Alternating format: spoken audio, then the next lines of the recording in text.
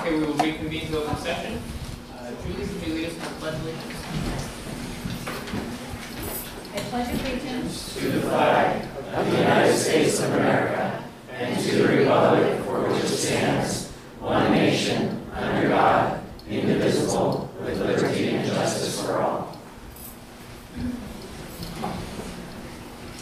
There was no action taken in closed session.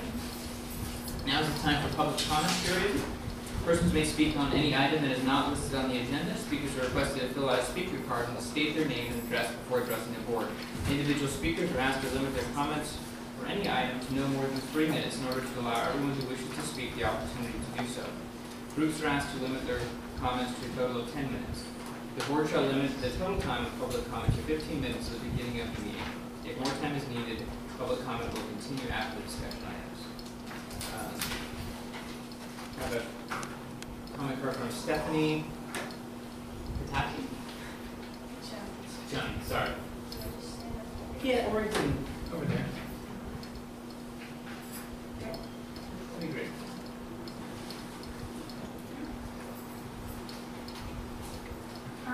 Hello.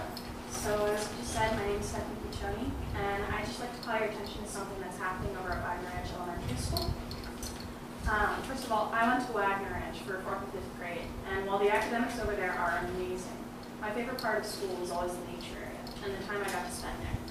Between the theme days that we attended, like Pioneer Days, Rancho Days, and Nature Club, which met once a week under the watchful eyes of Ms. Torres Jager and parent volunteers, basically comprised of a large group of kids getting to explore nature. I always felt extremely lucky about the amount of time that I was able to spend there. My younger sisters both attended Wagner Ranch, one of them now being a freshman in high school and the other one 5th grade.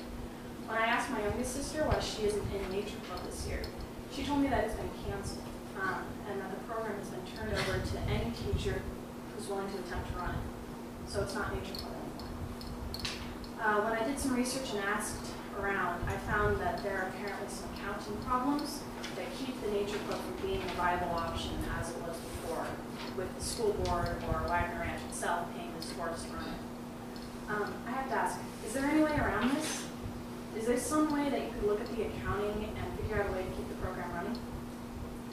I've always thought that spending time outdoors is an absolutely crucial part of any child's education, and it makes me really sad to think that the present and future generations of Wagner Ranch students aren't able to experience it the way that I was. When I presented a petition to fellow students at Miramonte High School, I found that I was by no means the only person who felt this way. All I'm asking you to do tonight is to take a look at the situation and see if there's anything that can be done. It would mean a lot to me. It would mean a lot to the 248 Miramonte students who also want this club to be reinstated in its original state. And I think that I can go out on a limb and say that it would mean a lot to the kids who would be able to experience Nature Club and the nature area in all its glory in the next several years. Thank you. Thank you.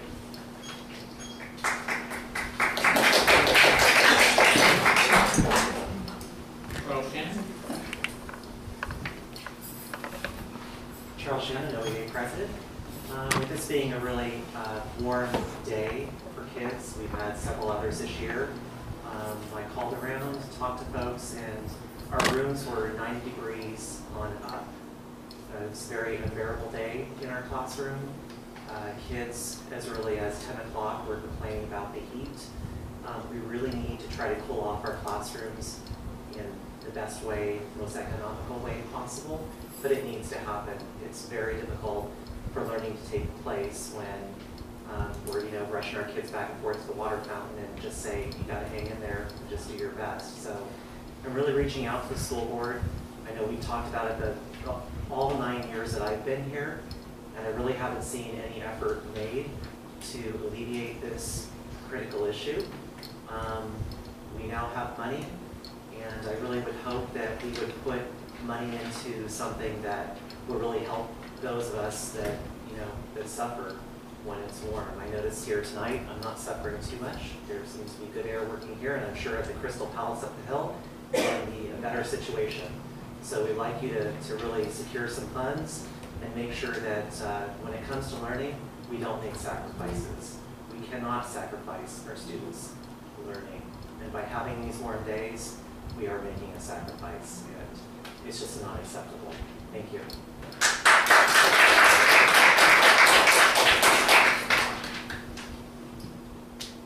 I don't have any other speakers cards on non-agenda items. Any others? So now is our recognition period. First of all, we have our employees of the month. First of all, Patsy McIntyre. Patsy McIntyre is the Mathematics Department Chair at Orinda Intermediate School. During the transition to Common Core Math Standards, she has guided the department with great expertise. Through multiple meetings, work sessions, professional development opportunities, and the daily interactions in her classroom, she's been positive and supportive of a wide variety of changes that are ongoing. We recently helped develop assessments and rubrics as well as coordinated the scoring efforts to evaluate nearly 900 assessments with the department. Patsy is truly an asset to the OIS Math Department, and we are fortunate and appreciative to have such a committed educator in our district. So, thanks to Patsy and that's it.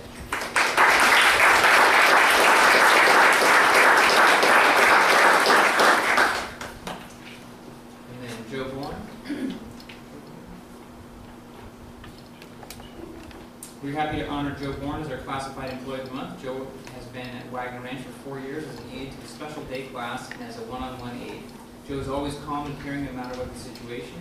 He works closely with classroom teachers to modify work to ensure that a student can successfully access the grade level curriculum and be included as a member of the class community. At recess or when moving around the school, Joe cares for all children and will help guide or redirect students when needed. On days when a student is absent, Joe looks quickly for ways to help with other students or assist the teacher. Joe always goes above and beyond to make sure that Wagner Ranch is truly a place for everybody. So congratulations to Joe as well.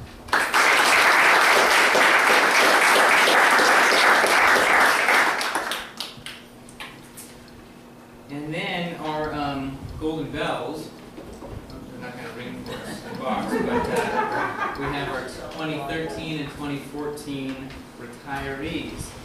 So I have the honor of distributing these. So first of all, Carolyn Lyon.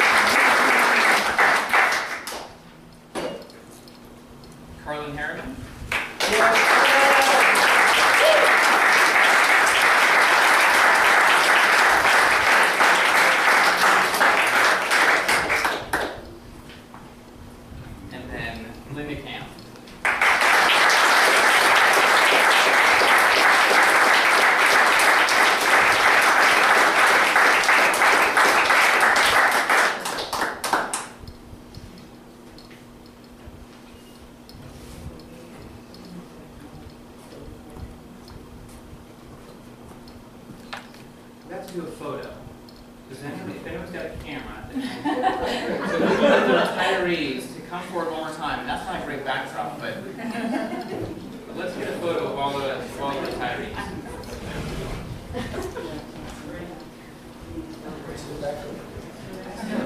Take the flag. Right there, Carolyn. Right there. Sure. All the.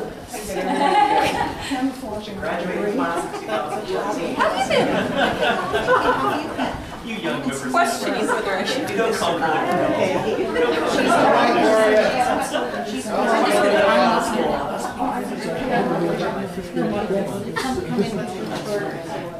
On three.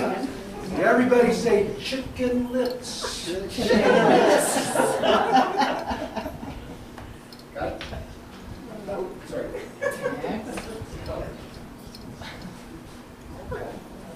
Oh, I guess it. Got it? I didn't know we get pictures too. For OEA. And CSCA. Thank you. Okay, thanks again.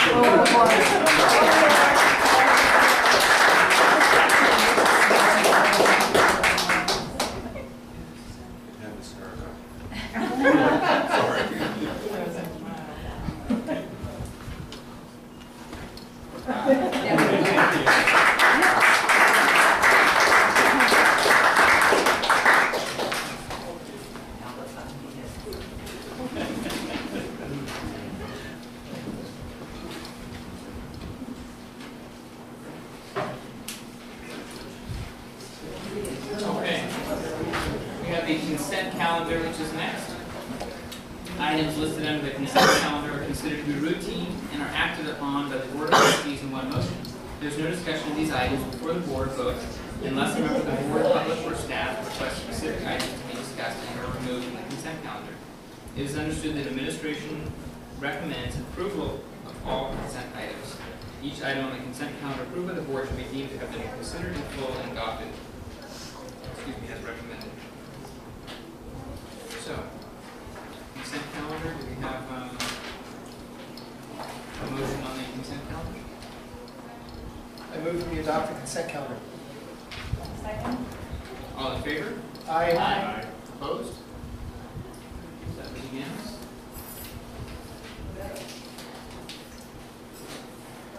And then, Mr. Silvas, action item A, contract with Terra Verde Renewable Partners for Energy Plan.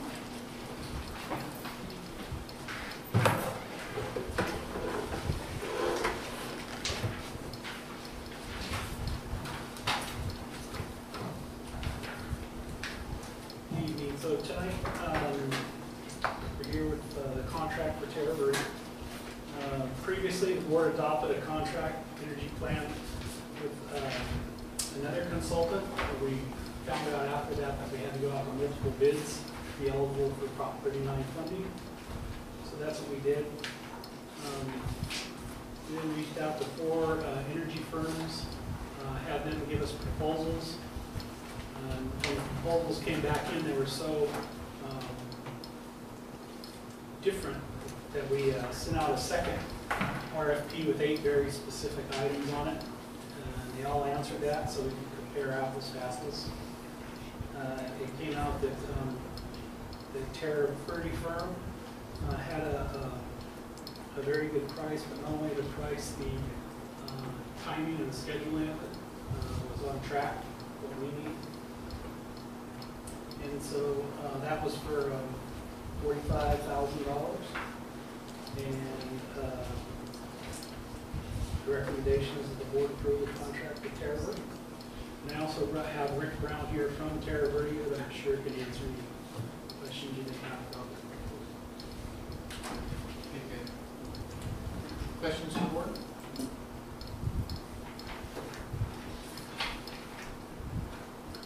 Yeah, I've got some questions.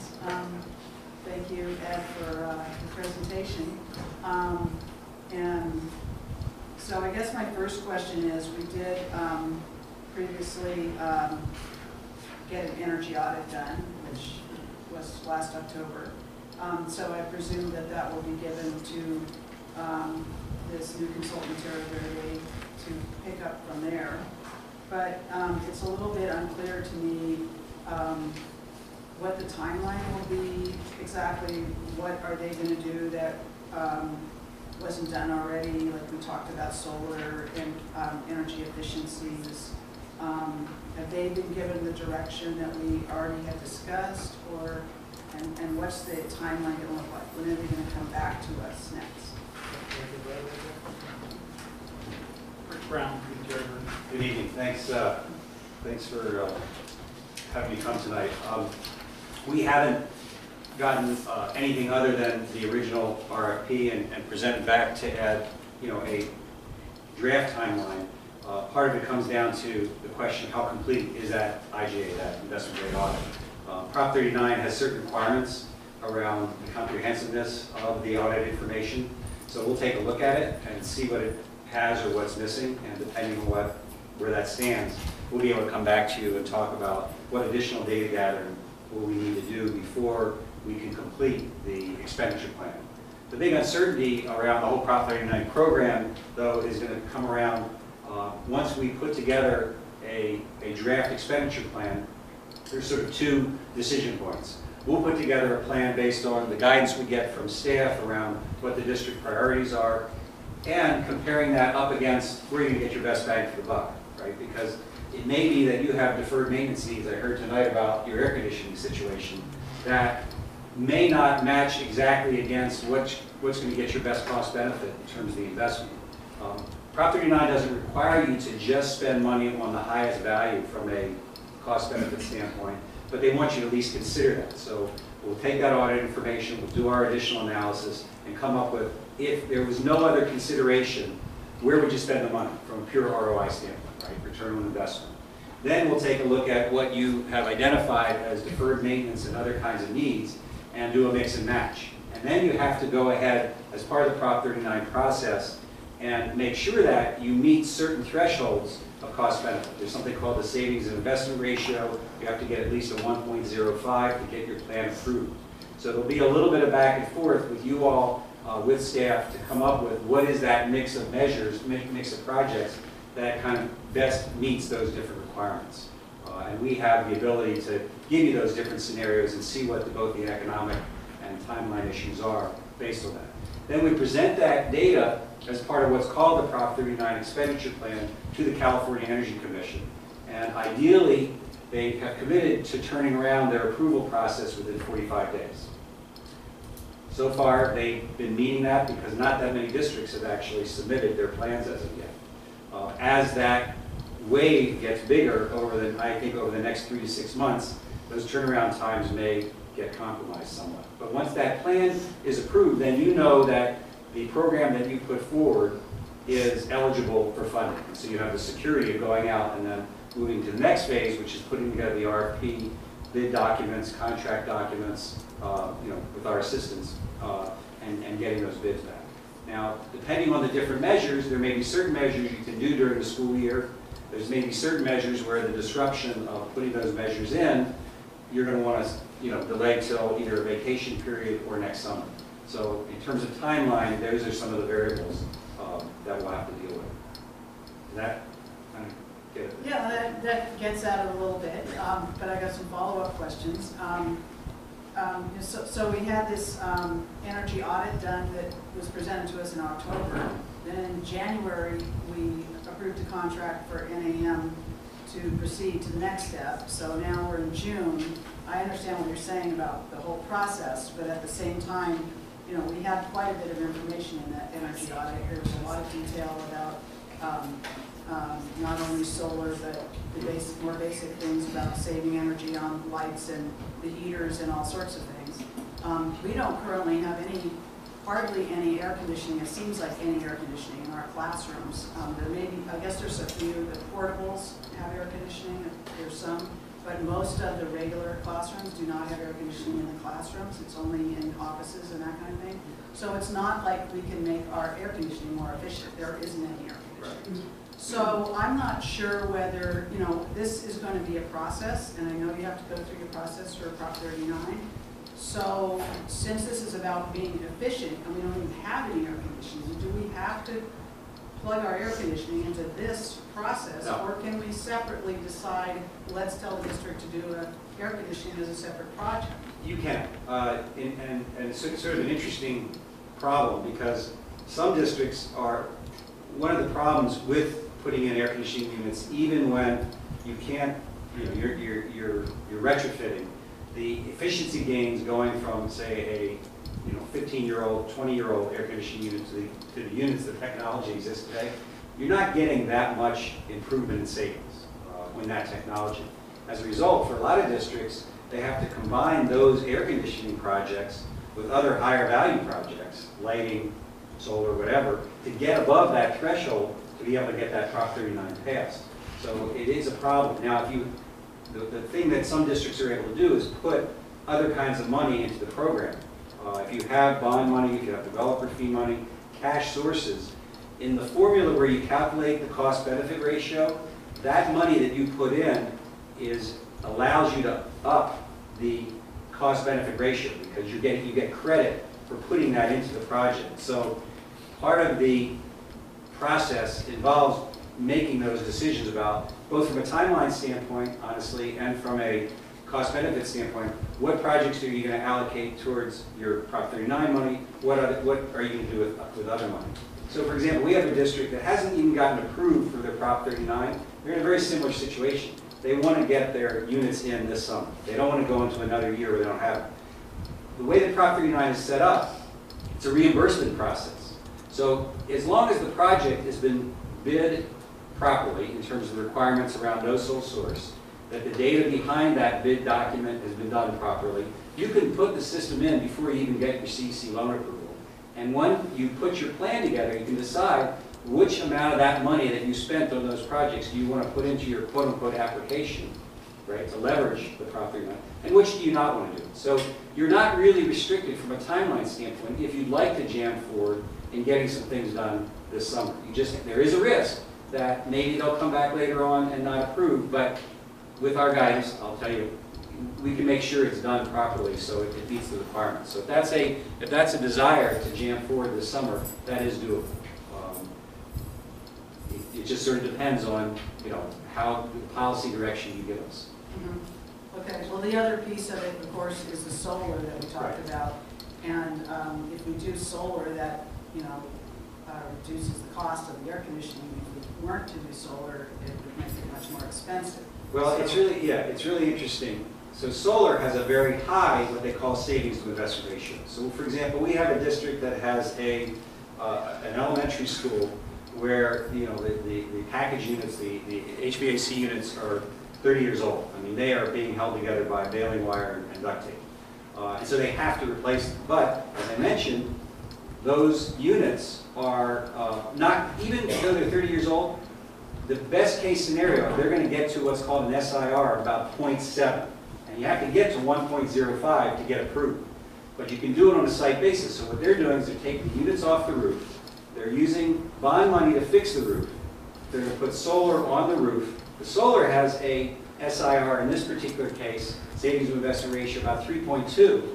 They blend that project with the AC project and get to above that 1.05 to get over the hump to be able to get their expenditure. Now, in their case, they're going to buy their solar units. There is an option of using a PPA or third-party arrangement if you don't have enough money in your Prop 39 or other funds to do the cash purchase. And we can show you the different costs and benefits, risks and benefits associated with those different financing scenarios, so you can make a choice as to which one makes most sense for you. Well, I'd love to see us move ahead and do something as soon as possible.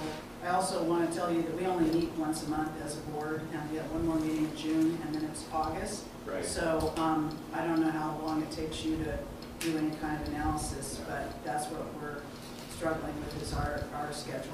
Well, at the risk of ruining your day here, I was on a school board for 6 years, small district, and sometimes we call it special meetings. Summer. And I don't know, I mean, again, it all comes down to your direction. I'm willing to come to a special meeting if you're willing to hold one, if the timeline needs it. But honestly, where we are today, looking at the data, putting the analysis together, I don't know, when is your second meeting in June? what's the next one? 2 weeks, yeah.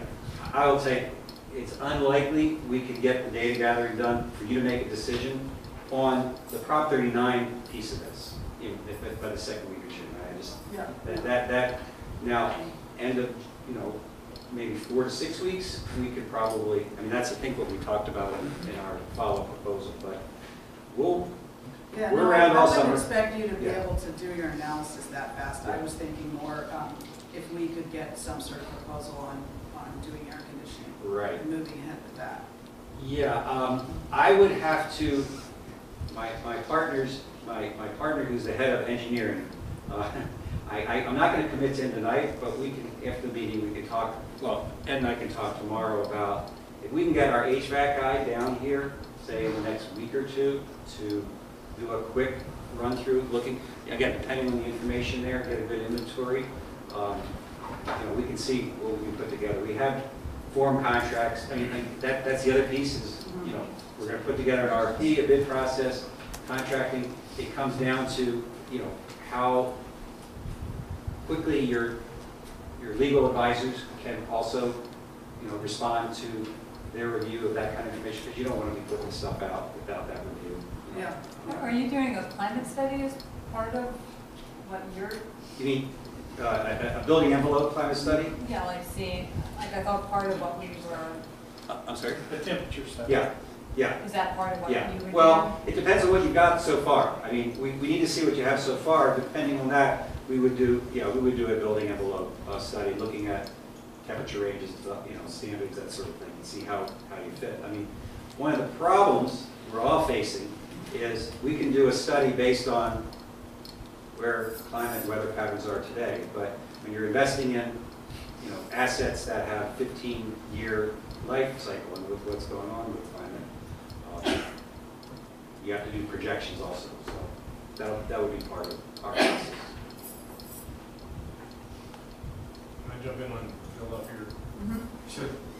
And this may be for Ed as well, when we went out with the RFP, were the 8 identified, the second round, I guess, the 8 identifiers, were those line up with the services that? Yes. Yes. Okay. Yeah. Thank you. And then the other is the things we're talking about, whether it's a study of wet bulb, dry bulb temperatures in the room and all that good stuff, or it's developing what projects fit with what SIR. Does that all fit into 4, or is that some of 3, or where in the process, I guess, do we? I have the scope right here, but I don't have it. So it really is a combination of 3, 4, and 5. We're going to look at the eligible measures.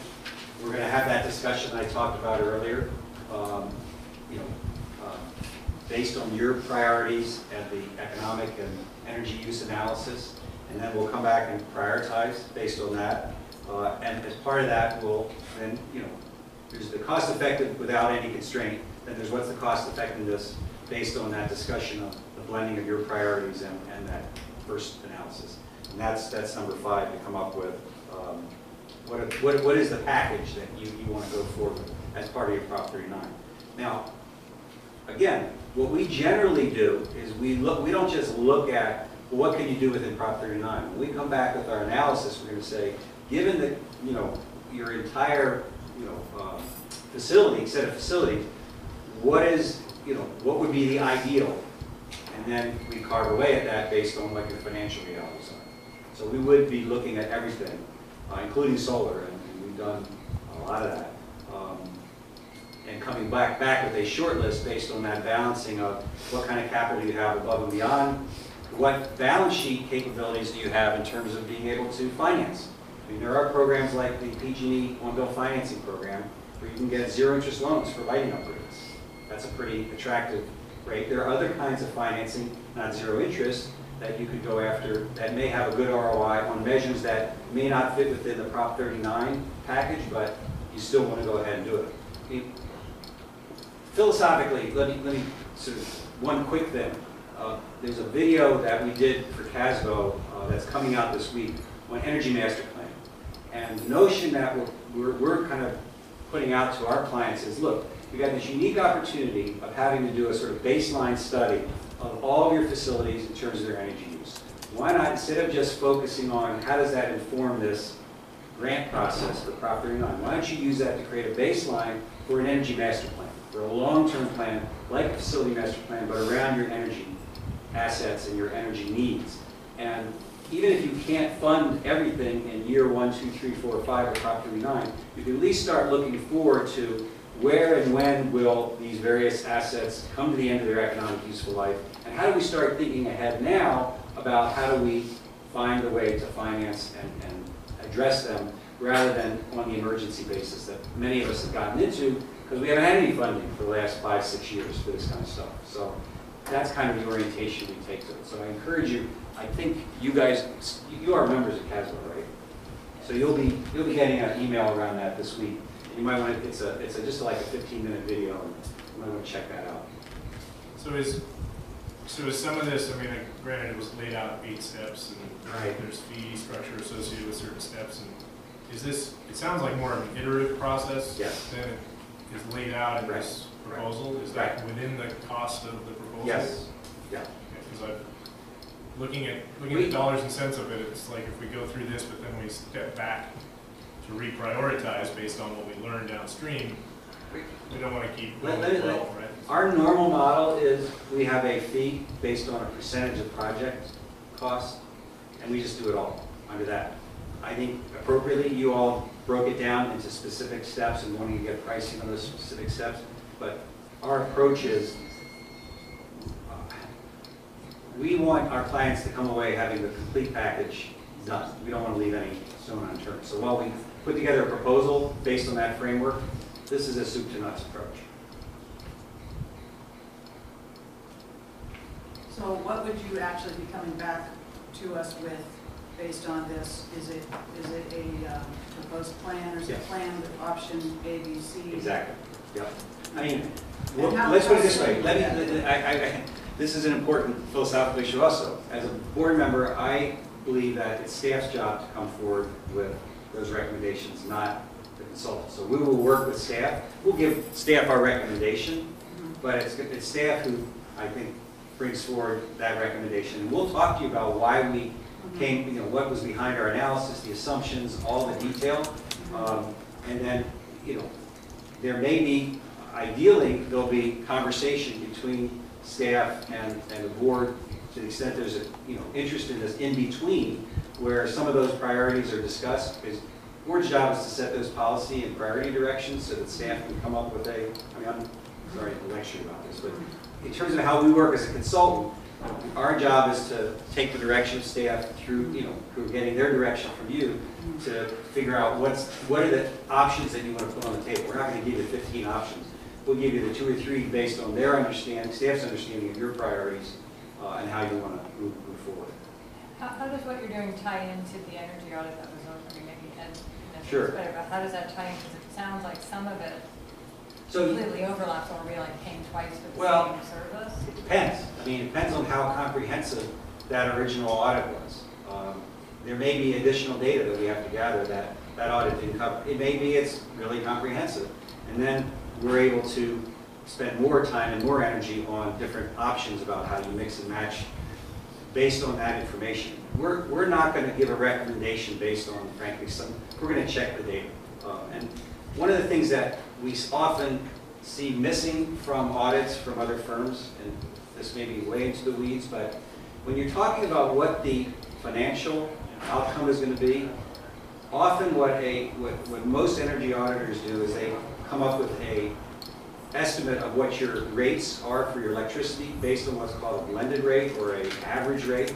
That doesn't take into account the fact that districts' load profiles, how they use energy or electricity in particular, and when they use it, really it intersects with their rate structure, particular rate structure because different schools are on different rate structures depending on their load, to come up with that financial analysis. And that can make a swing of, on a typical elementary school, anywhere from, $5,000 to $15,000 a year.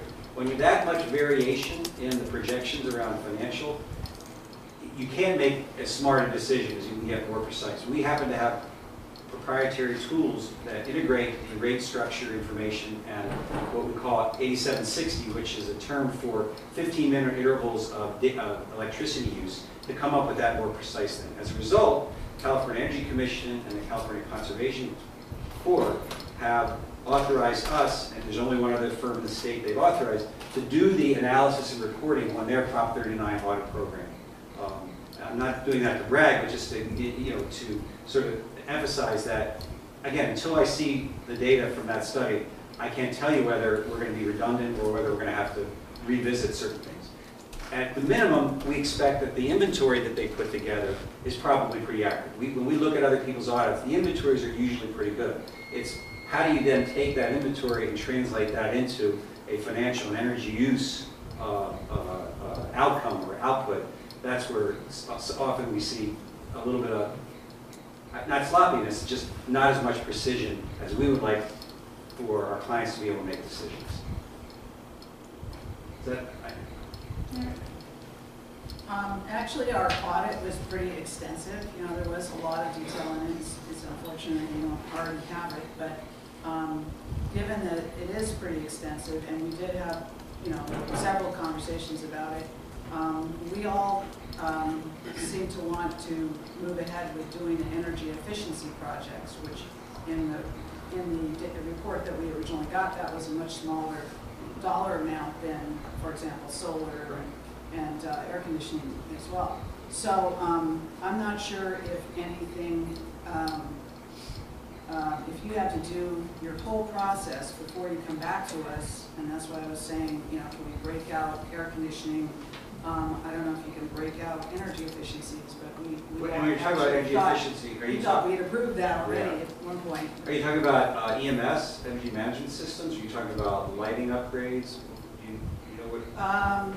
I think It was like $200,000. Wasn't it the I think we heaters? should keep our conversation on to approving the contract.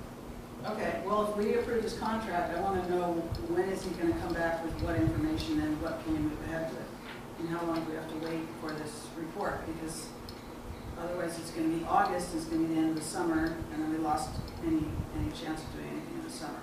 So to be more specific, I guess I'm more interested in air conditioning. Can we ask Ed to do, like, separately get bids for air conditioning, or does that impact this? Well, that's what I was trying to say earlier. You can go ahead and if you're committed to it and provide direction to staff, I mean, that doesn't obviate being able to, if you want to get reimbursed for that work under Prop 39, right? Right now I'm hearing you say, we're not sure, right? But if you did, it doesn't eliminate your ability to do it. The way the Prop 39 is set up is you could have done a project as late as December 20th, 2013, right? That's when the guidelines were approved. Anytime after that, you can do a project. As long as later on, you put together the data and the analysis to justify that, you can get reimbursed for that. So you could move ahead with projects this summer. That's what I was trying to explain. If you wanted to, and then later on, build that into your Prop 39 model. The only issue is the risk that if you're depending on that money coming through, you better. The Prop 39 money. Yeah, you can't guarantee that it's going to be approved until after it gets approved, and that's the potential risk. But if you've scoped it properly, if it's based on good data, again, particularly in those AC units, and we're talking about, and you made the point, it can only be done in those sites where you're doing retrofit. Prop 39 cannot be for quote unquote new construction. So there's some various rules that are going to have to be attended to before you can say, yes, we know for sure we're going to get Prop 39 money for this. So you have to be comfortable that if it doesn't get approved for that purpose, you have some other source of funds that you're comfortable allocating that against. Yeah, well, we do have some facilities dollars. But do you know how much we are potentially going to get in Prop 39 dollars for projects? So I can give you an estimate, and the estimate is somewhere in the neighborhood of about $500,000. And the reason I have to say estimate is it's an annual appropriation by the legislature based on the tax receipts for this special closing loophole on out-of-state corporate taxes. That is the funding source. And And the first year, you've already gotten that that's been allocated. We know what that number is. It's a little bit more than $100,000. The second year, the governor's put a proposal forward as to what that amount should be. The legislature has put forward a proposal. And as we know in education budgeting, it'll be somewhere the evening of June 29th or 30th that the various course trading will occur, and then we'll find out within a couple of weeks what the second year allocation will be. And that process will go on. What we do know is that that money is going to be there in some form or another every year for 5 years, because A, the political commitment, but B, this is Prop 98 eligible funding, so they're not going to, if they take it away from here, they're going to have to give it back somewhere else, and so the legislature is pretty committed. And on the political side, the new Senate Pro Tem, who's going to be there for the next 4 years, is the author of Prop 39, and he's not going to let this program go away. So that's the, maybe more than you needed to know, but that, so I would guess over 5 years, somewhere $500,000 plus or minus 10%. So you get to apply for new dollars every year as a Well, school district? So there's 2 ways you can do it. You can apply annually, or you can put together a 5-year plan, and that's what we recommend.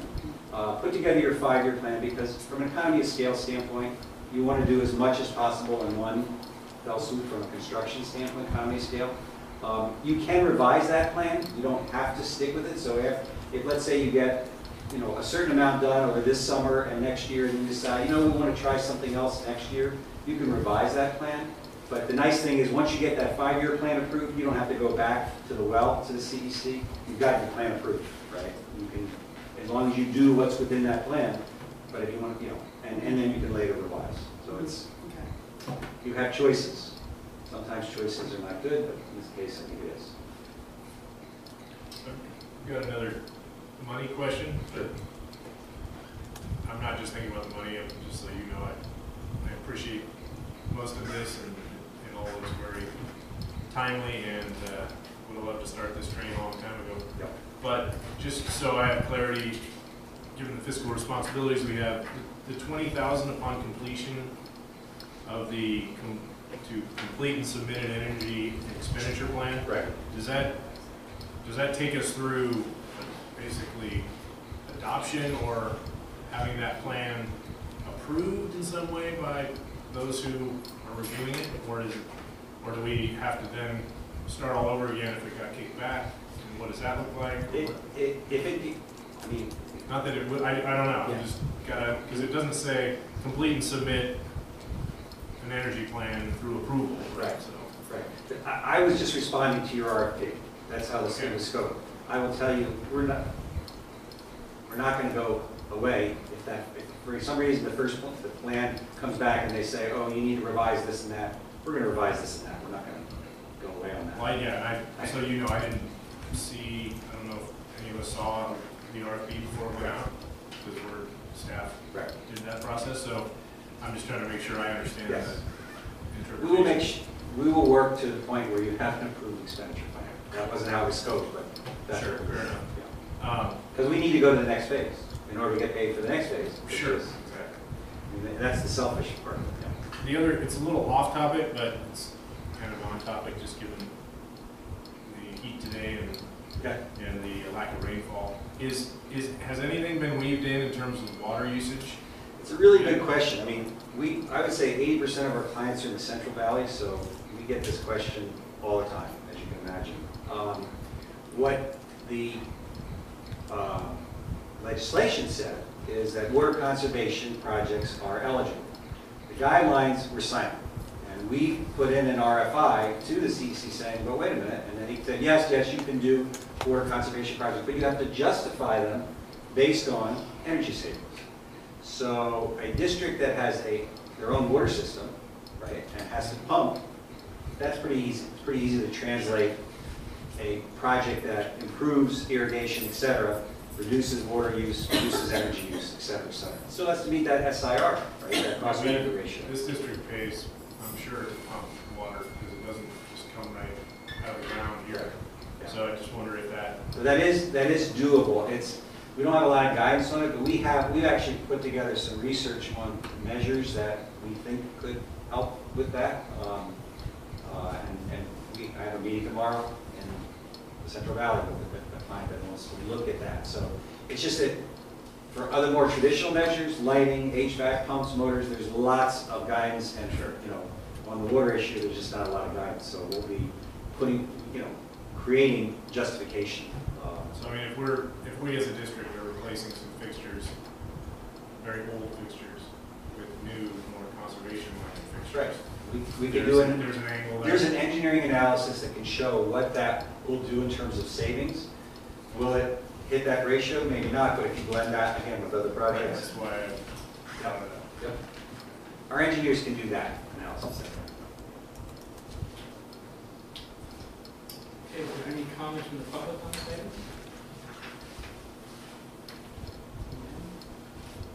Further discussion from the board?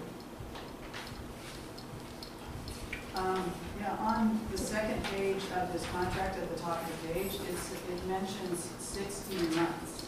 Is that correct? Yes. This would be, okay, Yes. so after the first year, what What goes happens? on? Yeah. So it's the last item on the scope. If one of the requirements of Prop 39 is 12 to 15 months after a project has been implemented, you have to do a report to the CEC on how did it work out. Basically, you projected X amount of savings, you put this project together, what actually happened in that first year.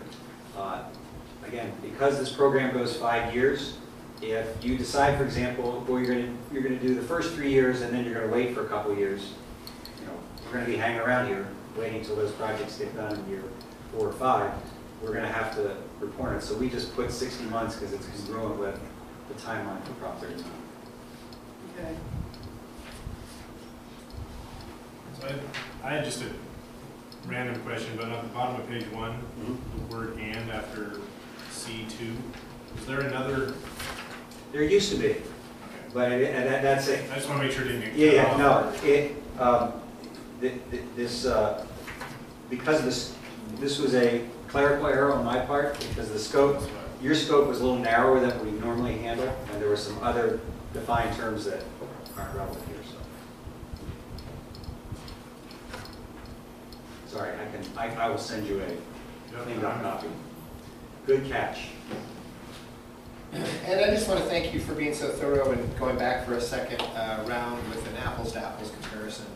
And also, it's really refreshing to go with a low bid. It's nice when a low bid is the best bid, and I appreciate all your work on this. Thank you. It is interesting how these bid processes unfold. The state allocated to you $95,000 in planning funds, which is basically, it's not like that's an additional amount above and beyond that 5-year amount that I talked about. It's money you can use for these kinds of activities. $95,000 to us seems like a lot that's a 5th year allocation. So I don't know why they felt it needed to be paid. I don't think our bid is that low. I'm sitting on your side of the table, $45,000 a big contract, but it is what it takes us to do this work. And I'm always amazed at some of the bids I see out there. It's pretty interesting. Do we know, can that 95 be allocated to staff that works towards this? No, can't. No, that money cannot be allocated towards staff. It only can be for certain planning type activities. The one way you could allocate money towards staff is, and there may be other planning dollars. Right? So, for example, legal review contracts, you can use that planning money towards that. An IOR, independent, engineered record that you have to have for certain projects, that can be allocated to that. But if you wanted, one of the eligible activities under Prop 39 is having a staff member be an on-site energy manager. And that's an activity. It's not actually planning funds, but you can use your Prop 39 funds for that. For a district of this size, you don't need a full-time, I shouldn't say should, but I really don't think you would need a full-time energy manager, but if you decided you wanted to have an energy management service, somebody who was focusing on those issues, mostly looking at the demand side, the behavioral side of energy use, it might make sense to put something like that together. That's something that we do for districts, and sometimes we'll do it for a couple of years, train staff, and then we move away, and then the staff staff do that work. So there are options there that you can use with Prop 39. You can use up to 100,000 of your Prop 39 money for energy manager. Like ever, or for the current 5-year? For the out of the 5-year allocation, yeah. I'm not sure, again, the district's the size, that's the best use of funds. I'd have to look at it. I will say that We are looking at every option. right. I will say that one of the things we have generally found is really important. You want to look at controls, right? Lighting, other kinds of heat and so forth controls. And then there's going to be a lot of data. And again, the point being, you do that baseline, but it's relatively cheap to put in these new types of sensors and energy management systems where you can get real-time feedback on how energy is being used and make decisions and work with staff and students to basically change behavior around how they use energy. And that's taking those baseline temperature studies and then looking at how is it evolving over time and using that to change the way in which both operationally and the low-hanging fruit is people leaving doors open and when the air conditioning is running, the lighting's on, whatever. But also to build awareness and educate staff and students around to be more conscious by giving real-time data feedback with kiosks and web-based information, that kind of stuff. That whole Internet of Things thing that you hear about, that energy is one of the key places where we're trying to move in that direction. So in that video, I'll say again, it's a good place to learn about it. Do we have a motion on this item? I move we approve the contract with Terra Verde Renewable Partners for energy planning. Second? All in favor? Aye. Opposed? Unanimous. My daughter's home from New York for a couple of days. I'm gonna head out. Thank you. Okay, so next we have resolution 1414, specification of election order for governing board members. Thank you. This is a periodic activity that the board needs to do in order to have election on the schedule. So there's a resolution that contains the call for the election and the specifics around how that can work.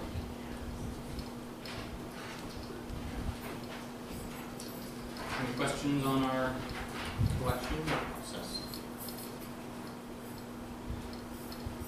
Any public comments on this item?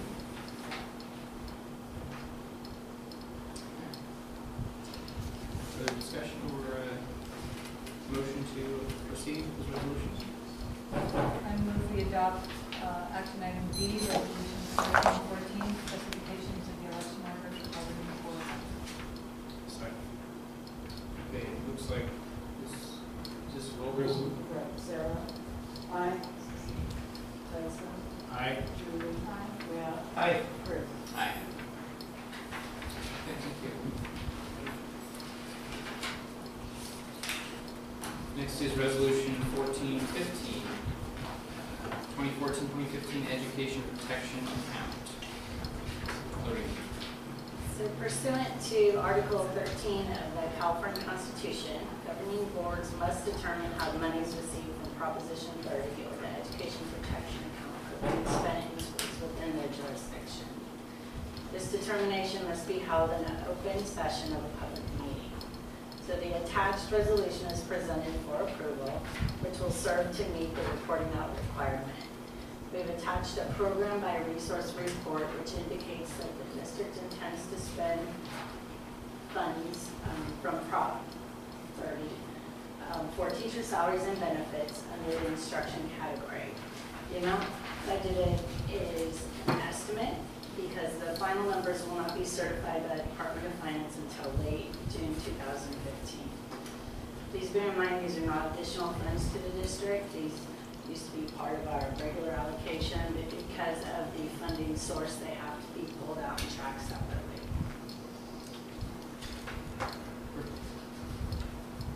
Your questions from the board? Any comments from the public on this item? Further discussion from the board or motion? Move we adopt resolution 1415, education protection account. Second. Julie? Aye. Sarah. Aye. Justin. Aye. Matt. Aye. Chris. Aye. Okay, thank you. And then, voting again, resolution 1416, educator state ballot initiative. So the attached resolution that's in your packet is being brought back by board recommendation for consideration.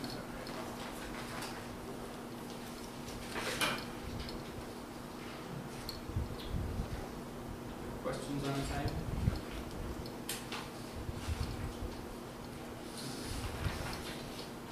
A public comment from Richard Bushenberg.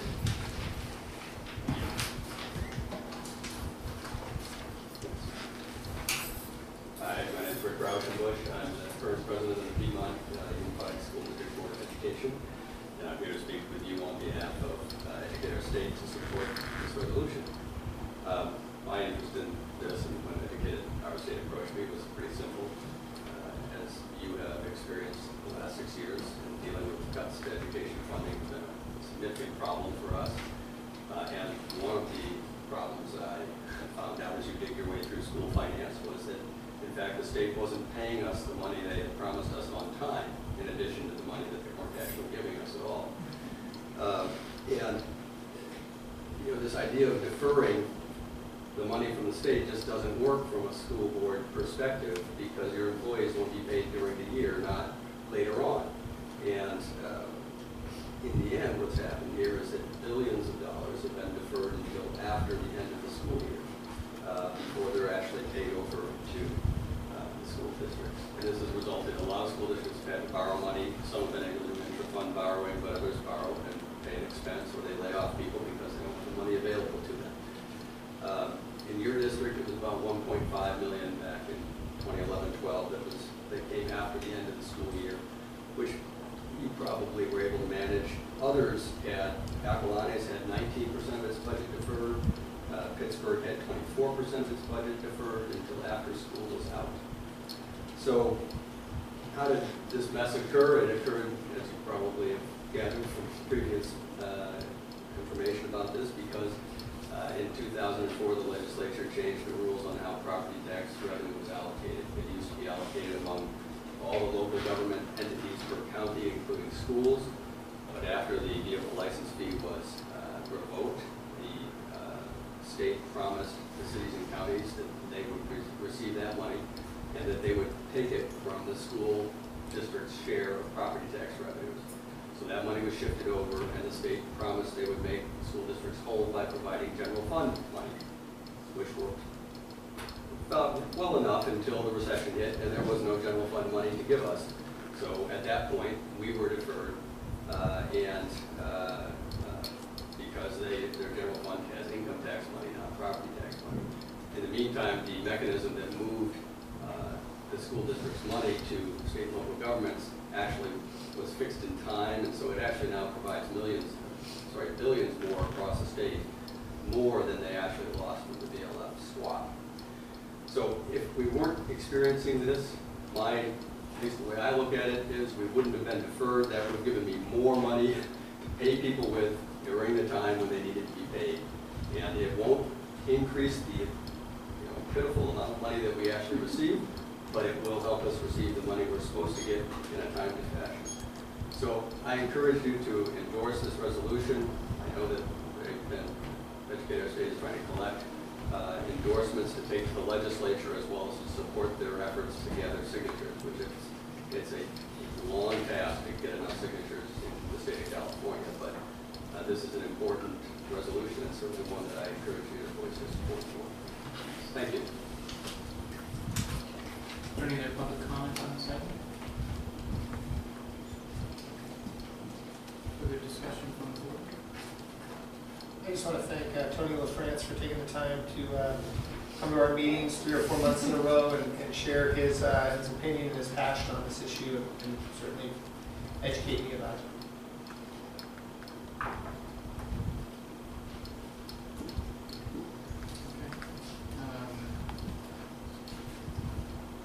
I guess I will say that, and I've said this before, that I view these resolutions as ultimately meaningless because I don't think the legislature typically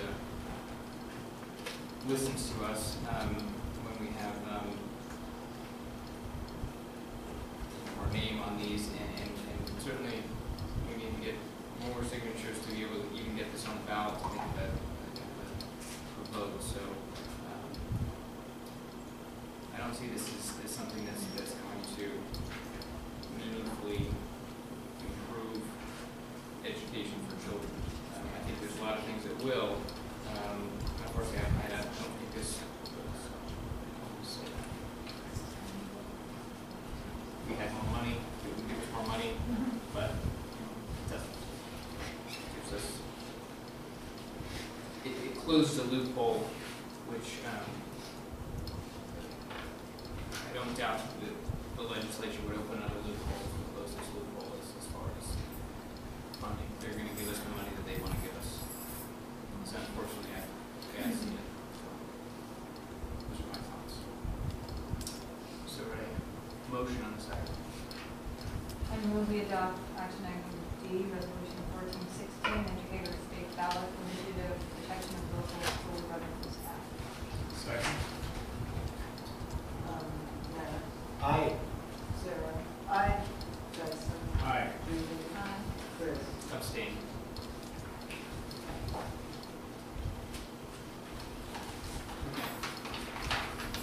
Next is action item E, new administrative unit for special education local plan area. Ryan. Right. And good evening. This past December, the Contra Costa SELPA, which is the Special Education Local Plan Area, was notified by the County Office of Education that they would cease to be the administrative unit for the SELPA effective June 30th, 2014. California Education Code requires that a SELPA have an administrative unit to handle financial related matters such as processing of payroll and the acquisition of federal, state, and local dollars that are then distributed to the SELPA districts. Byron Union School District has agreed to be the SELPA AU effective July 1st, 2014. So the following changes have been made, we propose to make to the SELPA plan. References to the Contra Costa County Office of Education as AU, changed to Byron Union School District. I've attached the pages there, page 26, 31, 41, and 45. As part of the required process, each member local educational agency must adopt the revised local plan at a board meeting and submit the adoption certification to the SELPA. There are no financial considerations. Approval of the changes to the Contra Costa SELPA local plan in regards to the SELPA administrative unit are recommended. Do you have any questions? This occurred 2 years ago from when the Acalanes Union School District changed. The administrative unit went to the county office, and now 2 years later, the county office, we're moving to Byron. Prior to moving to the county office, I think it had been with Acalanes for 20 years. So changes like this are unusual, but they do occur periodically. Yeah, I was going to ask you why Byron, because I remember when it was Acalanes, and I remember that, you know, getting their budget information for Advocacy Day, that it made their budget look inflated because they were the SELPA district or whatever you call it. So, and Byron is a very small district. Are they going to like keep? I assume they have to keep their. They're not going to fall into that same problem where it makes their budget look bigger than it is. Because that's got to be quite a difference. I'm not sure if I can answer that part, although Byron has agreed to take to become the administrative unit and function in this role. Good. Good for them. That's Yes. great.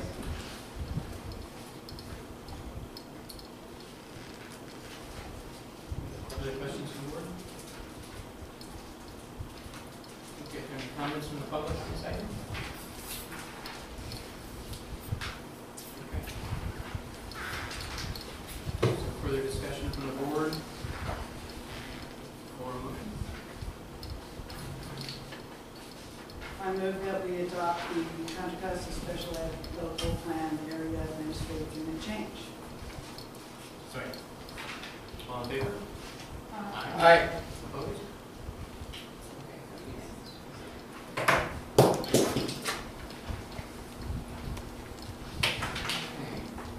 Action item F, contract with Construction for renovation of school restrooms.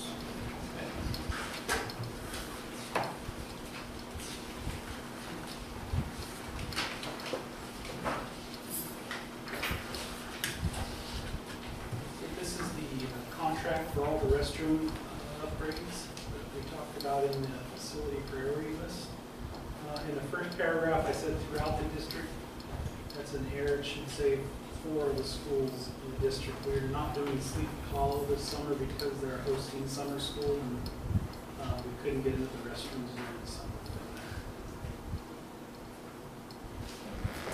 An estimate for these projects was it went way over the $15,000 bid limit, so we went out to bid on it. We did job blocks on this project. We had several people bid on it. The low bidder was Ambu Construction, $419,000. And the recommendation is that the board approve the contract with Ambu Construction.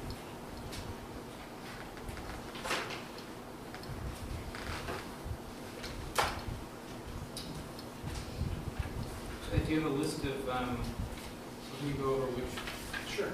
projects these would include?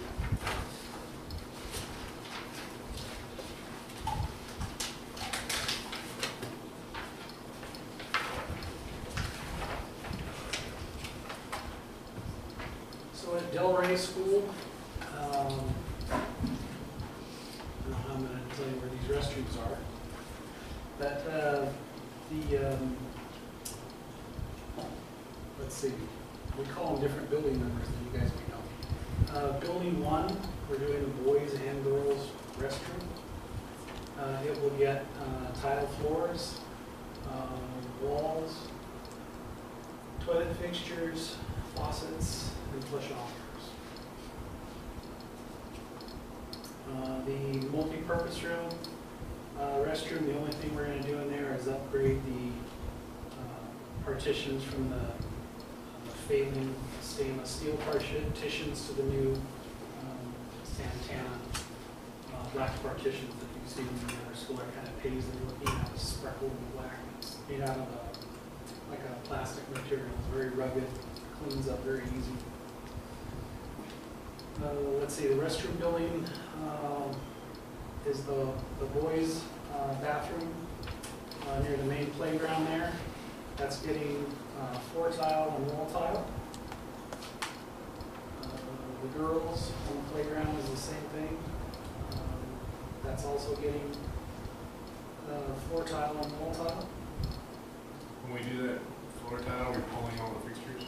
Yes, have to pull everything. Partitions, fixtures. And also when they do the wall tile, in probably 90% of the schools, we're tearing the walls out. Originally, we were going to try to keep the existing walls in and tile over them, but they're just too bad a shape to handle the tile, so we're going to put new backer board in there so that good longevity on our wall tile. Let's see, the other two restrooms are the men and women's bathroom, and those are also just getting floor tile and wall tile. That's the LA school.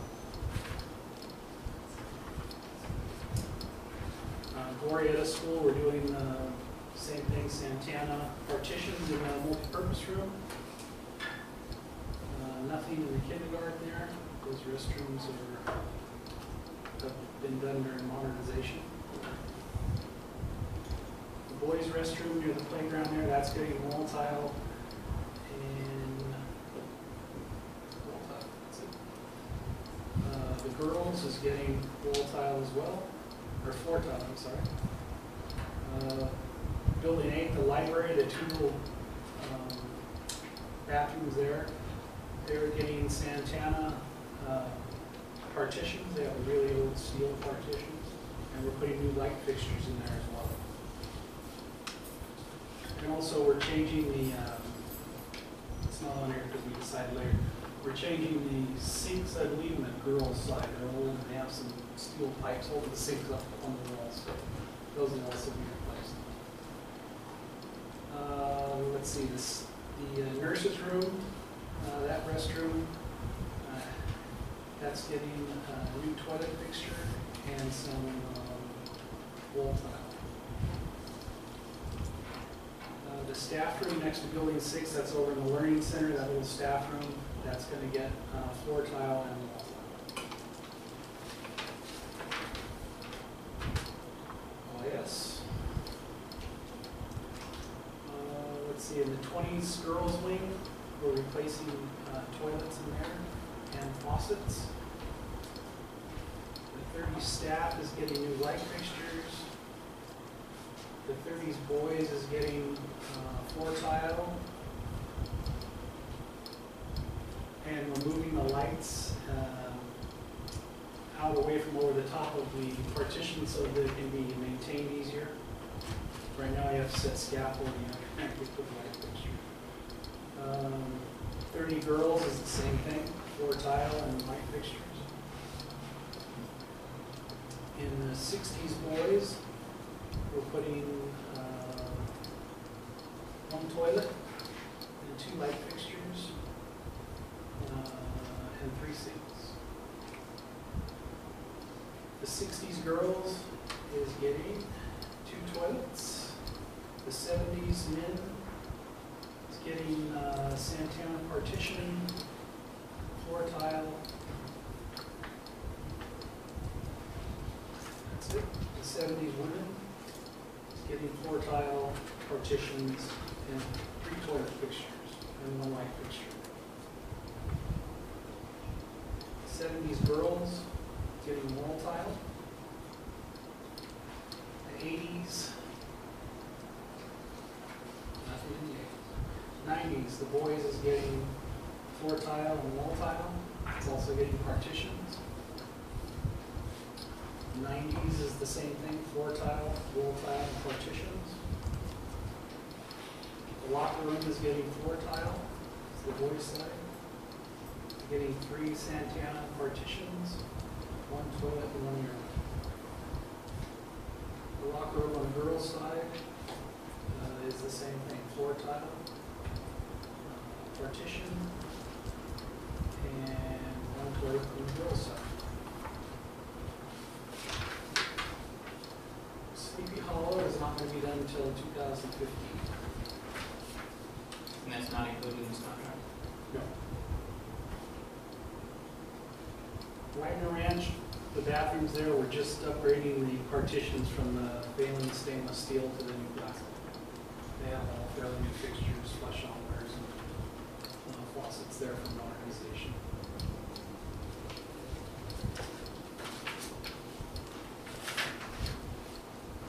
So the big bulk of the cost on this is tear out the walls and redo the tile from the floor down to the walls.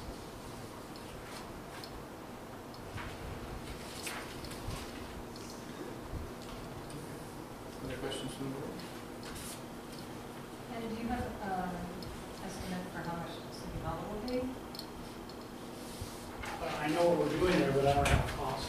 We have an estimate probably from back in March somewhere. I can look at that. That was the early estimate we did. Well, I think, I think the original total that we were told was like 380 for all 5 schools, and then we were up to 417.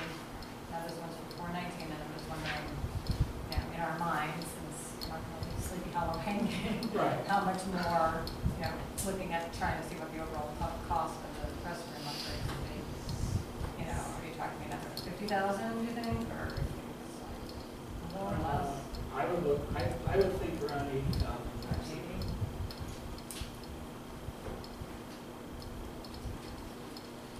Well, it's too bad that they're not going to get theirs done because that was where the most complaints came, I believe, in the task force meetings. I want to ask you again about the taking out the walls, since you said that was the biggest cost, and the cost does surprise me because I didn't think we needed that great a, I didn't think it was gonna cost this much. So you said you had to remove the walls and not just the sheetrock, but how much of, I mean, it sounds The pretty. sheetrock from, I believe we're at almost 6 foot high on the tile. We tried to match the other schools that do have tile. So you're tearing out that much wall to the floor all the way around the bathroom. You just go down the step, right? Then you put the backer board back on it, get the walls nice and even, so the tile looks good. Yeah. Well, It's that hard would to be do that when it's expensive. old plaster. That would be expensive. And I assume that everything you're doing is gonna be handicap accessible, whatever. We're not doing any handicap changes in the bathroom. Because if we do that, we have to bring DSA in. So you can do these repairs without. They're considered maintenance. Oh, okay. All right, well, that's, So anything that is ADA, we're leaving it, we're not changing it. yeah, okay. So is that triggered on a dollar amount? It's triggered on a dollar amount, and also if we change the structure at all. And a lot of bathrooms and doorways are narrow, especially the two boys and girls near the library there at Del Rey. I think they have about a 28-inch door in each one. And so to do that, we'd have to change the whole structure of the front of that because the doors are back to back to another custodian room, which has all the electrical and everything else in it. It's a huge structural problem. So we won't get caught in the pickle of the fact that we do this as a standalone little project and we're doing other projects. And then we end up hitting the threshold and have to go back and upgrade all these things to comply. You would have to put an ADA restroom stall in a bathroom if you're going to change the access into it. You'd have to take one of the stalls that are not ADA and create an ADA stall. Yeah, I guess I'm just curious. My question is more about where does the trigger really lie with DSA? Because I know that like, in Orinda, if somebody does some improvements to one of these, call it commercial properties, right? They basically have to bring things up ADA-wise with said amount of work they do. So I don't know what that trigger is, but I want to make sure we're cognizant that it sounds like we're avoiding it, which I have my own feelings about that. Doesn't feel right, but I get the fact that we're doing cosmetic fixes too, so. I guess I've also got a couple other things, just the process that was gone through here. So I'll But just wait, kind I of, think you're on. well, I'll get back there. Question. I'll get back there, Sarah. I right now can't approve this contract because I don't even see the scope of work. I know you read something off and that's great. I don't even, it's not even in here. The allowance for 15,000 is called out, but you know, I don't have a copy of any plans or the scope of work to even say that my responsibility as a board member to let these funds go. I haven't even reviewed it. Is there like an attachment that identifies the scope of the restroom upgrade? No. So it's just a job lot? Usually my task is to take the job lot, get all the bids, create the project manual, and then I go through those bids. I take the lowest bid, I make sure that bidder is a good contractor, and then I present to you the low bid and the project. I don't think I've ever brought a project manual or plans to a board meeting. I can, I don't have a problem doing it if that's what you guys want to do. Well, I guess my question lies is the district's willing to contract with this contractor without a tangible scope of work. He has a project manual with a full scope of work. He does. Yes. Where is that reference? Is that just that the contract documents? They're all given that during the bid law. Okay, because in the very least, I'm used to seeing at least an exhibit that outlines what would be in that contract documents, whether it's drawings, specs, schedule. I mean, I read this and I have no idea that Sleepy Hollow wasn't in here, right? So I guess I put myself in the shoes of Joe Q. Public and I go, how do I know what they're even doing for 400?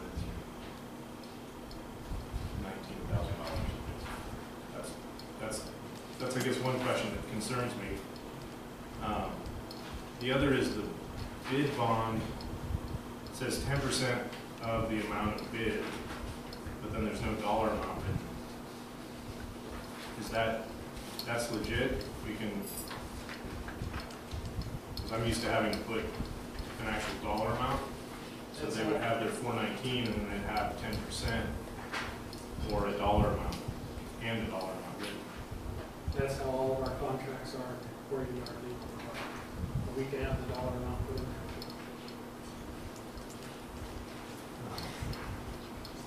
I guess the other thing that just process-wise, when I mentioned it to the board, that concerns me is this was going out to bid without a true scope of work. I mean, this was basically you were putting something together based on a job walk. I think I understood we paid money to our RGA to help put this stuff together, and I don't know, were they involved in this part of this process? Yeah, they put the project manual together, they put the plans together. Joel signed it. Joel sign it, he's on all the job walks. So if that's the case, we were sitting in a board meeting trying to understand the different projects that we were pursuing and the scopes of work for that right around when this was out to bid. And I don't know, did I miss that this was out to bid? No, I don't think we were told. Well, I think we agreed that we wanted to do restroom upgrades to the extent, on sort of a as-needed basis. I'm assuming that it kind of took that and did this walkthrough and came up with these items as being things that Especially if were you want them during the necessary to be summer, done. we had to jump. No, I know, and I think in that spirit, I would have expected Sleepy Hollow to be part of it. I also would have, I guess, looked at Using it. they're doing their No, I understand. I'm just, do they need all the restrooms that were going to be affected for the summer school folks? I don't know. It's just hard for me to have contractors at that school and there's kids there. I either have to fingerprint all the contractors. No, I know the challenges. I guess I also know what the community was looking for because it was voiced to me again and again. So I guess I'm a little lost in one. I don't know who the bidders were. I don't see the spread. I don't see the specs. I don't know what was bid, so I can't really tell you that I agree that it seems fair and reasonable. And when I saw it, and I thought, to your point about overall where we were at financially, I thought it included all 5 schools. So I purposely, if it would be so troubling as to share a scope of work, or at least tag onto here, because I don't even see. I've been going through this time and time again, trying to see, okay, am I just missing a page or what? They also have an abatement contractor, and I don't see anything in here about the level of what abatement's being done for that. There's none needed there. We had it all tested by PSI and there's no hazmat needed. So they have a sub for some amount of money to do abatement that's not needed in their amount? They listed them just in case they have to. Okay, so it'd be important to know that that's right now a $0 scope if they're listed. So I mean, it's things like that. I don't think I can vote on this until I at least see the scope of work in writing. I mean, I appreciate you reading off the list, but it doesn't really help right now for me. Yeah, I just want to add, in terms of the process, I was also really surprised to see just the contract here without details. And I know we had on the master facility plan task force report, it stated, refurbished restrooms. But we did walk through, and Sleepy Hollow was the one where they voiced the most concerns. And we did walk through every restroom there when we were on the site visit there. And although there were some things that needed upgrading, it didn't seem that extensive. So, hearing that you're going to take out walls, I knew you were going to retile some of the floors, but taking out walls, and you said that was raising the price quite a bit. Knowing that, I would rather see it before, or just so you know that, so I can think about it before I'm presented with this and having to vote on $400,000. Because I think, and I don't fault you, Ed, for having put this before us at all, because we did have restroom refurbishment on there. But the problem is there's a disconnect between making a statement, yes, let's upgrade the restrooms, and then getting a $400,000 contract. Maybe what we think we're going to get is different, and maybe we need some sort of in-between level of, you know, here's what we're thinking about, you know, just even in, I don't know what the best process would be, but we talked last meeting about some sort of improved process in terms of facilities projects. Sarah, was a little unfair because when we originally looked at and approved the restroom upgrades, I mean, the total cost, but you know, way back when, look at the dates, we were already at, we knew when we said yes to it that we were looking at like 380,000. And then when we had our workshop, I think we were at 417. So this is more because this is 419 and doesn't include City Hall, so it is more than what we discussed, but it's not like shocking anymore. You know, I mean, it is still within the range of, you know, the bathroom upgrades were going to cost a significant amount of money. And it just seemed like there was a lot of desire. I think, well, there was numbers, but there was not. nothing explaining what they were. The one at the study session, I did look at that list that we had at the study session, and it was broken into two amounts, one to be done this summer and then one the following, and they were like $200,000 each roughly. But given that there was no description, I figured we're going to, you know, we're going to have more of a discussion when we have the description. But we did approve going forward with the item, and it did break it down so that only, I think, 2 schools were being done this summer, and not 4 are being done this summer. So well, you said we approved it, but that was a study session. I remember we discussed, I pointed out this is a study session, we can't take action. But we, you know, at whatever meeting that we discussed all this, okay, we said we wanted to go forward with restroom upgrades, and we had a dollar amount attached to that. So we all knew approximately what that dollar amount was, and then we were also informed that we would then be seeing every contract that came to us, which is where we are at right now with this particular contract. So it's not, I'm just saying, it's not like we all thought there was a, you know, it was a $20,000 item and now it's $400,000. Well, even so, we still don't have any detail here. We still don't, you have no idea until you get to this meeting, how many restrooms are we talking about? You know, and then to find us, I mean, it's just on the principle thing to approve this, as far as I'm concerned as a board member, it looks like I'm okay to approve a $400,000 contract without really knowing what we're going to spend it on. And that, to me, makes me look like I'm not being accountable to the public who elected me. It's just the principle of all that. You know, if he had stated in here, this is 3 schools, X number of restrooms, we're doing this, some sort of, you know, 2 or 3 paragraphs or some sort of description, that would be a lot better. But to have almost nothing in here, that's really problematic to me. Sarah, do you trust the staff to do what we asked them to do? Yes, I trust the staff, Matt. Do you trust the staff? What kind of question is that? That's why I'm in support of this. Because we asked the staff to do something, they've done it. Yeah, but I guess where I'm at on that is I trust the staff, but at the same time, I can't approve a contract because it's not the staff that has to deal with that contractor when they start defaulting and asking for more money. They're going to come back to us. And he's got, I don't know if legal's even reviewed this. I mean, have they looked, if they've looked it over and said, fine, contract documents as written, if our legal says, yeah, you got an ironclad deal, I just know, I've seen contracts like that and it just leaves it wide open. Oh, well, I didn't really see that, I didn't really know that. So until I, as a board member approving this, see what I'm approving for, that's my issue. I'm not too concerned about the budget situation with it. It seems within reason of the work that he outlined there, so I don't have an issue on that. I guess I want to make sure that I understand if we're going to keep getting $400,000 at a time through the $13 million and we don't know what it's for when we're reading it as a board member on a Friday night or Saturday morning or whenever we read our packet ahead of Monday, you know, I didn't have time to call the superintendent today. I didn't. So my bad, we don't necessarily establish enough time to where I had time to call them. So I look at this, it's a question I could have asked, I didn't have time to do it, but it's just a little frustrating for me from the sense of, I don't want to feel the exposure. I don't want to put the district or But the we have a community. history in this district of entering into agreements like this with contractors, with staff making a great recommendation and having no problems. It's not like we've never done this before.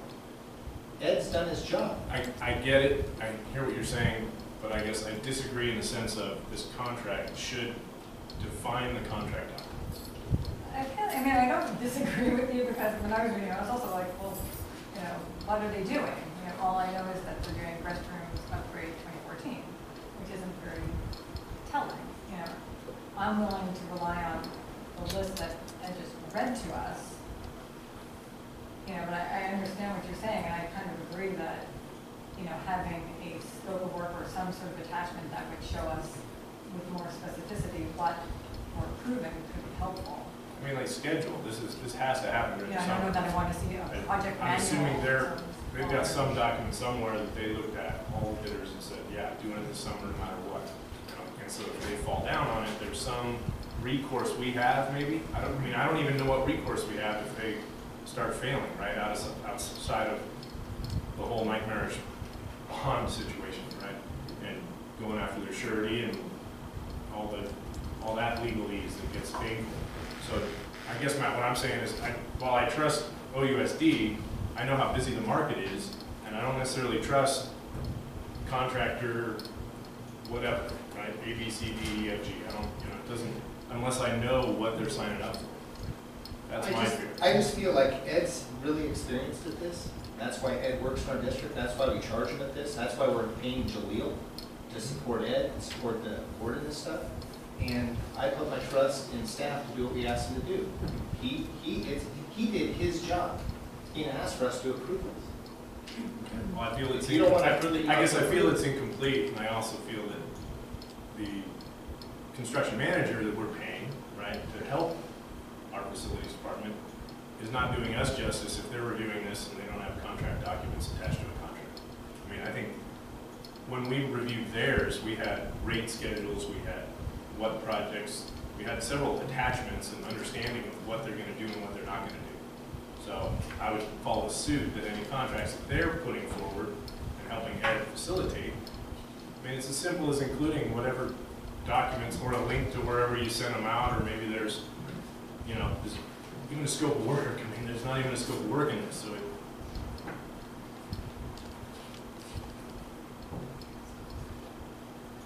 Have we used this contractor before? He did all the modernization work. He went out on his own now, but he did all the restrooms and all the modernization. I think he did all of the modernization at Sleepy Halls. No. And another question that Tyson brought up about the handicap accessible part. If it's also triggered by a dollar amount, if we do Sleepy Hollow later and then we're doing other work, wouldn't at some point it be triggered? What about that? That seems like it could be a problem. If you want to change anything structural wise, or if you want to change an access to the bathroom, that's going to trigger GSA. But if we trigger GSA, nothing's going to get done this summer. Yeah, no, I'm not trying to trigger it. I'm just saying, you know, if it's also dependent on dollar amounts, say then we're doing our projects, do they not have the potential of saying, well, now you hit this certain dollar amount of improvements and you're supposed to make it all handicap accessible? No, we went to HY Architects and they looked over the project and the scope of work and said we're fine. So they looked at this one. But I guess her question that I'm hearing is my question too, is we have several projects we're going to do on all these sites. And at what point of money spent out on a given site or a given district, right, when we're affecting the school sites themselves, do we trigger ADA? And have to start talking about everything from the pathway to from the stripe, new spot to park, the sign, all the way into whatever restroom or, you know, ramp situations. I mean, the whole thing. I don't know that. I haven't dealt with DSA on that front. So but I know municipalities, it triggers, you know, you touch, I think it's like $50,000 in a building. And they want it to approve it. So then you have to either say financial hardship to get around it, which, you know, some people can try that vein, but that doesn't always work.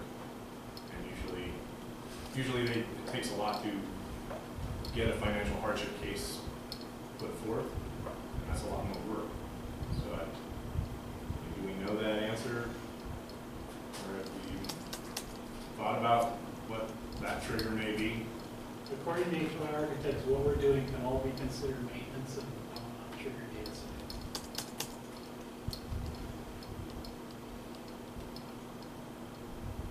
Okay. So we're not even applying for a permit. We don't have to save off any electricity to do this work?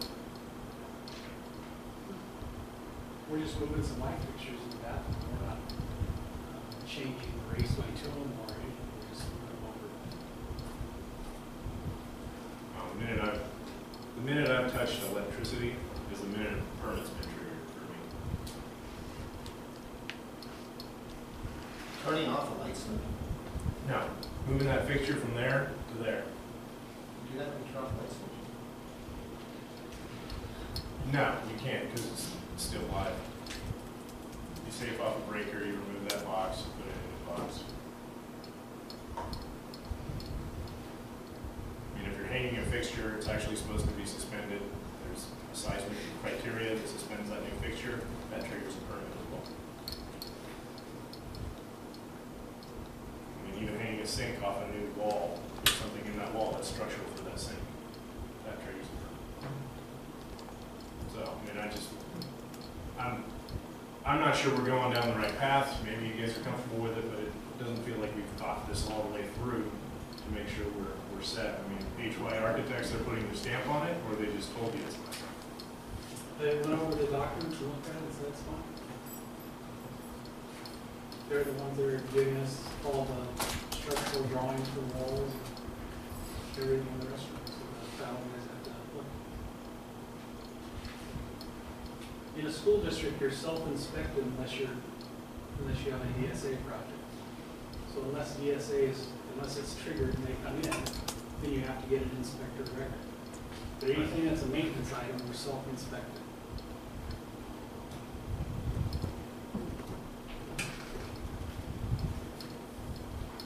Is there any public comment on this item? Charles Shannon, OEA president. I talked to a small group of students, and I just want to discuss WRNA because that's where I talk to the students. And the boys' bathroom was mentioned. The boys were telling me that the partition's a real safety issue.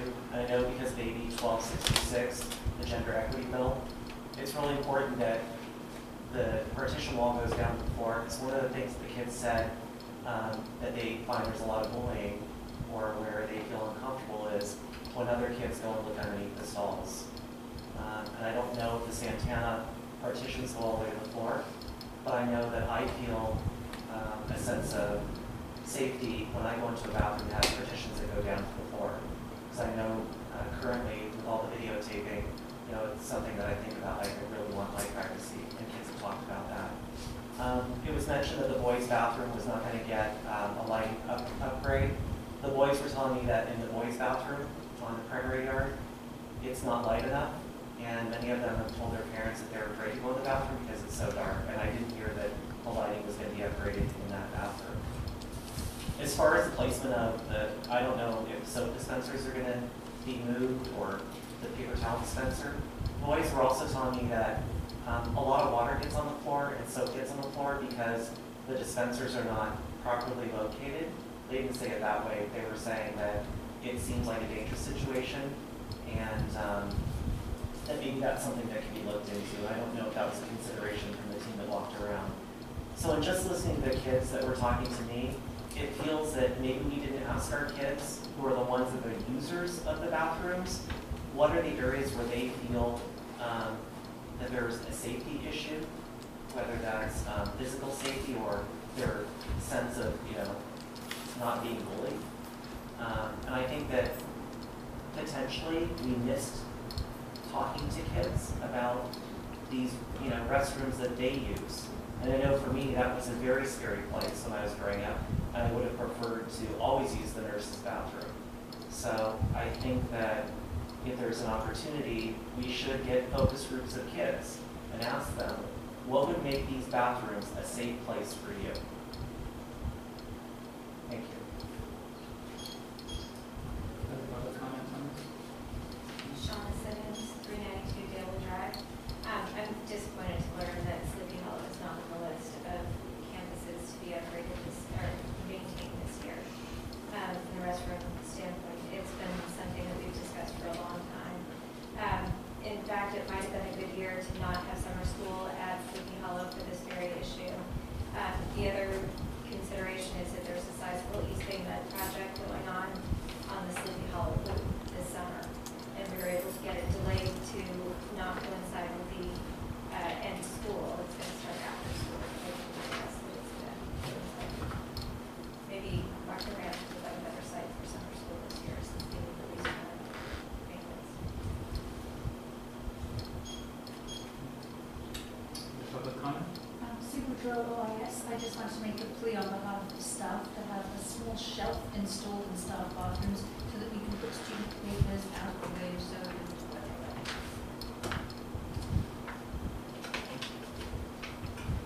Other comments on this item?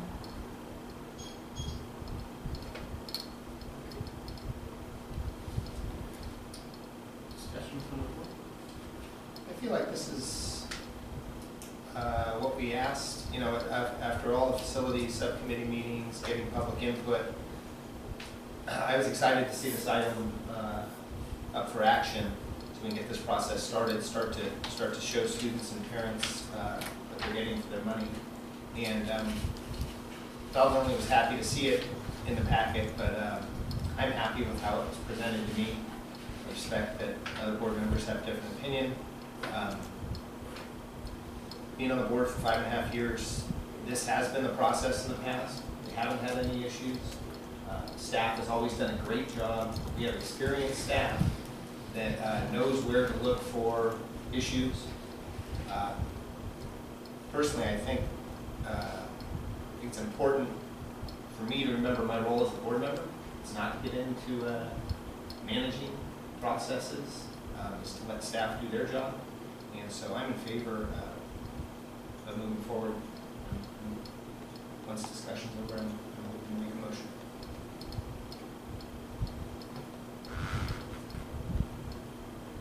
Discussion.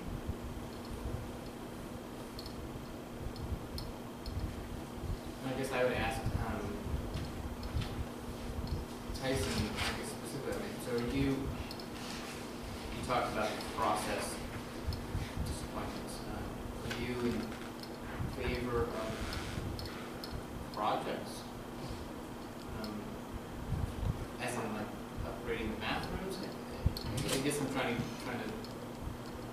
Yeah, definitely. I mean, I'm as in favor and wishing it would have actually encompassed all of them, or at least the points made by the public as well as what I heard.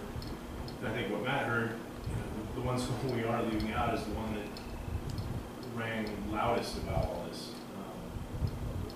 So I think that's a disappointment. The other piece is really just a concern of mine, the reservation from the fiduciary responsibilities. The contract as presented doesn't show me what scope of work I'm basically saying I'm fine with moving forward. So if anybody reads what we approved as the contract, it just says contract documents, but there's no tangible list.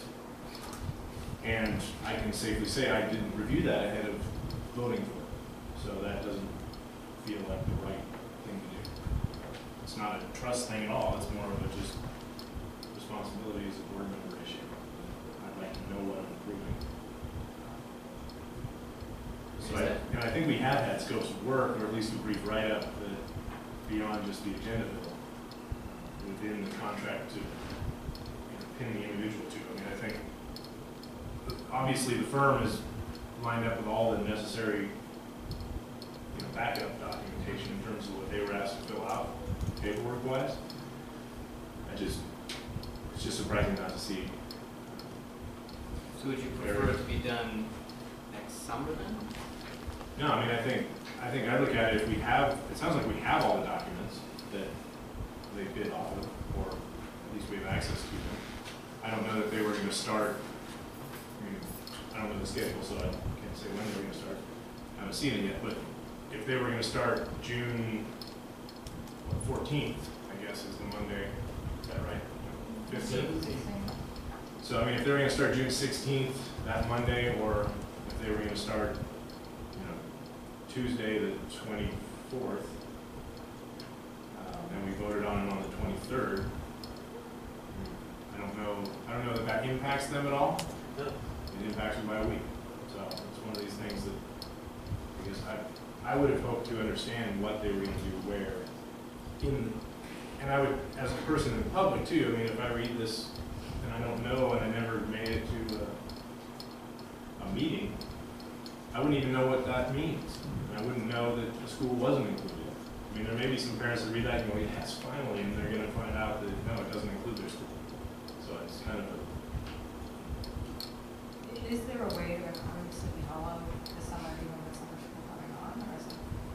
I can find out. Yeah, maybe after summer school's over. I mean, It's not a big enough window. how long is summer school? 6 weeks? 6 weeks? I mean, I guess as a board member, I'm pretty sure there's enough time in that time frame for to even do it off hours at a premium. I mean, I know that it would be a premium to get it done, right? There's definitely that. Whether it's when the kids aren't there, you just stagger the shift. I do this all the time in business in the sense of it's the same cost unless they're working somewhere else and the firm that's paying them has to pay them more because they're working more hours in a day. But there's a way to approach it, or you just cram it into the, like most school work, it's unreasonable the amount of work they pile into this stuff. So I'm in favor of pursuing that to get this really done. I think as to my question on the process, it wasn't even clear to me that there was or wasn't a permit in this. And so that's another concern I have. Is that I want to make sure we do it correctly and not just take an architect's word for it, because quite frankly, they're not signing anything that says that they're responsible for counseling us on this and that their feet are on the fire because we didn't go get a permit. It's the district that didn't get the permit. So we're the client.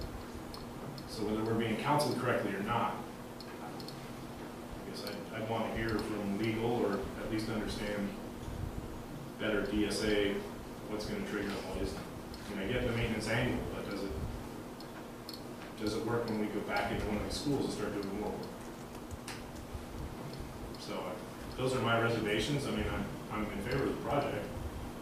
So that if you could, maybe, like you're saying, can you explore, see if there's some way to get Sleepy evaluated and done this year as well? That would be great. If you could work on that as well. Chris, if we needed to, like, have a special meeting just to, for the contract, if waiting 2 weeks is too long. Yeah, you can also. Yeah, I'm in favor of that too. That would make sense. Okay. Do we have a motion on this item here? Tabling it? I'm going to move we approve the contract with Ann Wu Construction, Inc. for renovation of school restrooms. Are you going to amend it to include the comments that a minute ago, or? I was going to take them as separate pieces, but if that's not the Which consensus of the board. separate? This is one piece. Vote on that, and then explore and see if we need Sleepy Hollow as well as a separate piece, and maybe meet separately to approve something there as well. That was my thought. But if the board would like to do something different, we can do something different. If we push the whole piece back to a separate meeting, we risk the whole project. That's my fear, so that's why I was gonna. I'll second the motion. All in favor? Aye. Opposed? No. Abstain? Abstain. So. Severson, Moran, Rossiter approved. Butler, no. Trumbull.